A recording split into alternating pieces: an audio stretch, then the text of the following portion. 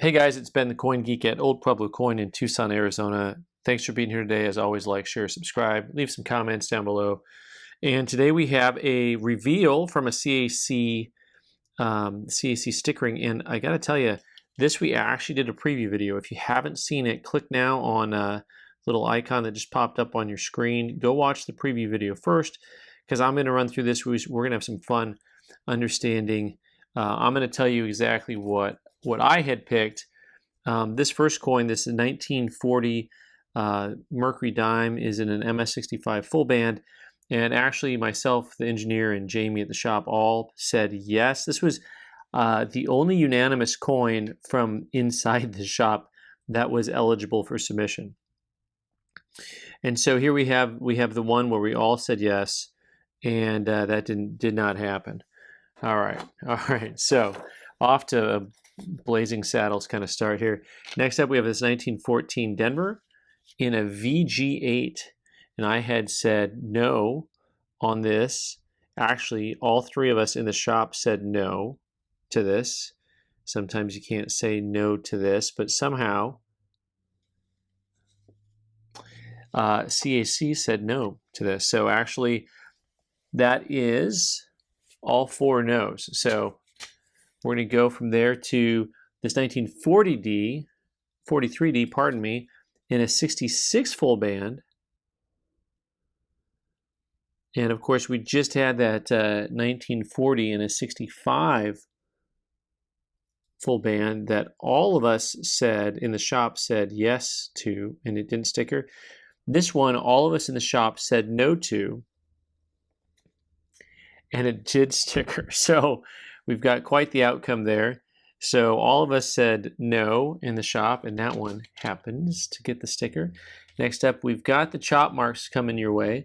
This 1877 San Francisco treats with a lot of chop marks going on. Actually has, I think that's more of a test drill spot right there at the kneecap. It's like the Nancy Kerrigan kind of. All right, so this particular coin, everyone said no. So we all said no in the shop, and I remember pointing out this little bit of corrosion here actually. So, and all of us said no, and it went no-go. No-go on that guy. All right, next up, an 1879 S Morgan in MS66. All right. And this particular guy, MS66, we all said no, and I'm gonna have to change my stats here because also it went no. I think I've got something wrong on my list here.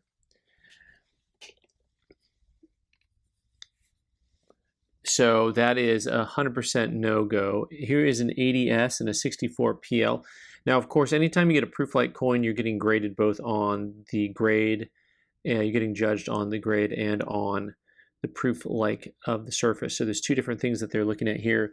I went out on a limb here and said that this would sticker as a 64 PL. I thought the coin was nice enough both in the grade and the proof-likeness. And no one else agreed with me. I was out on a limb on this one. So I was the only one who said, yeah, I would sticker that. Next up, the 1885 Philly in 64. And I think I had called out on this one. There is this like something under the E here that seems to be on the surface of the coin. It's like a piece of paper, and it's a really interesting little mark there. And this particular guy, I said no. Let's see, the engineer's the only one who said yes on this. The engineer and CAC. All right. Next up, 1921.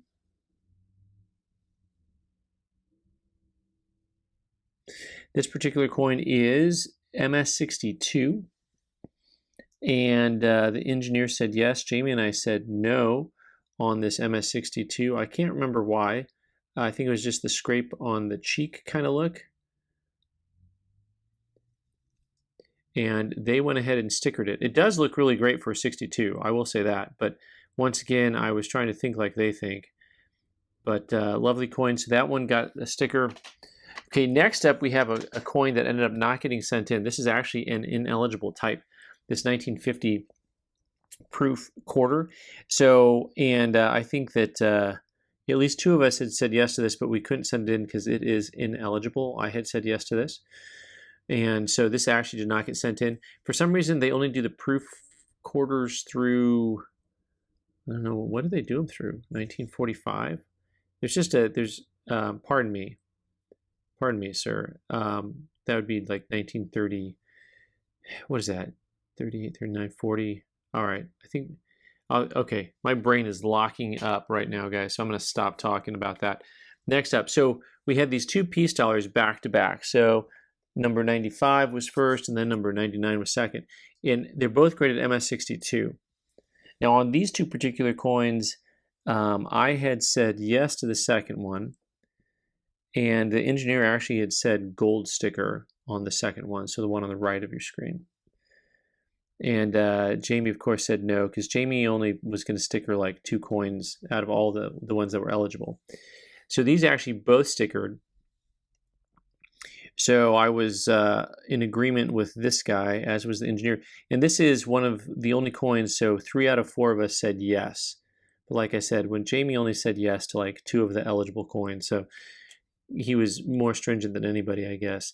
So there you go. So this coin here is one of the first ones where 3 out of 4 had said holla. Yeah, that's a good coin. 1961, proof 68. On this coin, we all said no, and I mean all of us. All of us said no. So that one did not go. All right, next up is the 1900 O and a 63 plus, which I thought had too much chatter on the cheek for 63 plus. The engineer is the only one who said yes to this coin, and still the only one who said yes to this coin on that particular one. Next up, we've got this 1942 dime in proof 66, and for some reason I said no. Actually, for some reason we all said no on this coin. I don't remember exactly. Maybe it was the looks like it could have some PVC. Now I will say that, as always, it would really be good if they see any PVC, or there's like really a reason to call something out, that they'd put a sticker on it that says, you know, PVC or what have you.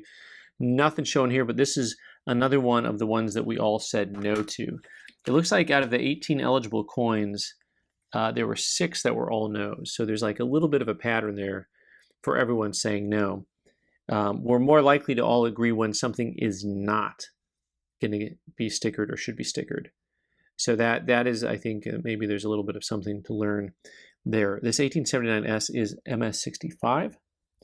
I said no to this, and CAC said yes, but so did, let me see on this coin. Oh, no. I recant. I said yes. So actually, this is another one where 3/4 of us actually said yes. So me and the engineer and CAC all said yes on that coin. I had my own notes wrong. Next up is, of course, the ineligible type that I was going to call gold. So there's that. So this sample they don't, because it has these certain serial numbers they just won't accept because it's repeat serial numbers. What a nice coin, though. I love that coin. I would want it in my collection for all kinds of reasons. All right, next up, we have here the 98O and MS64. I thought this coin was pretty nice. I had a sticker on it, and so did Jamie. So Jamie, out of the ones that he wanted to sticker, I mean, you know, at least, you know, he lined up with 1 out of the 2. 1 out of his 2 picks lined up, so that was pretty good. Real beautiful reverse on that. I like what I see. All right, we got 3 coins left here. This 1887 and a 64 PL. I think I remember thinking this coin is not PL enough. We had compared it to the other PL coin. So, you know, the reverse is stunning on that coin. I like it when you just like turn a coin over and it kind of stops you in your tracks. So, but we didn't, none of us said sticker this coin because it's not PL enough, and they did not sticker the coin. And next up, a 040 in 64. Once again, on this particular coin, I don't remember exactly from the video on my closer examination why I had said no, because it's really a lovely coin. But this is another one of the ones that we all said no. So we had that going for us, right? So like I said before, there's about 6 of them like that. And then last, this 1880S in 65. I said yes. The engineer said yes. I think out of the entire group, based on the results, this is the only one that like really surprised me, because I really think like that coin is great. It's a great coin. That should have a sticker on it. You know, I don't know if there's any real hard takeaways from this other than the fact that it's really hard to get everyone to agree on a coin. You know, standards are always on, there's always a level of subjectivity to standards, which I think is good. I think you can buy coins that you enjoy and you like, regardless of whether or not someone else says so. You know, that's okay. That's okay. And also, like I had said previously, there were 6 coins with all no's on it, no coins with all yes. But we had like, I think it was like 3 coins where 3 out of 4 of us said yes out of the, I think there was 7 out of 18 that stickered on these guys. So fun little experiment. Thanks for playing along at home. As always, like, share, subscribe. Thanks for being here, guys. I'm Ben the Coin Geek. You can, you know, you do what you want. You don't listen to me. All right, take care.